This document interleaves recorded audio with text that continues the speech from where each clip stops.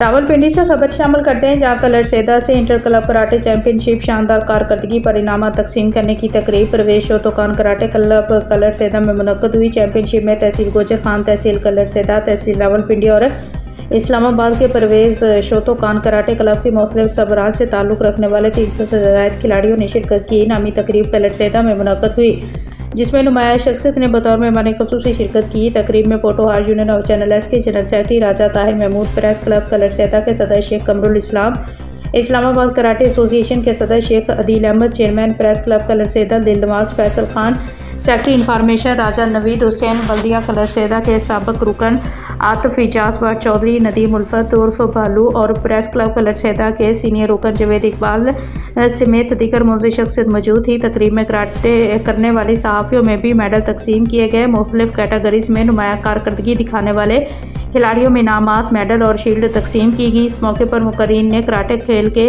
फ़रोग़ में क्लब के किरदार को सराहा और कहा कि नौजवानों को मंशियात से दूर रखने और जिस्मानी और ज़हनी सेहत बेहतर बनाने के लिए स्पोर्ट्स की सरगर्मियों का तसलसल इंतहाई ज़रूरी है।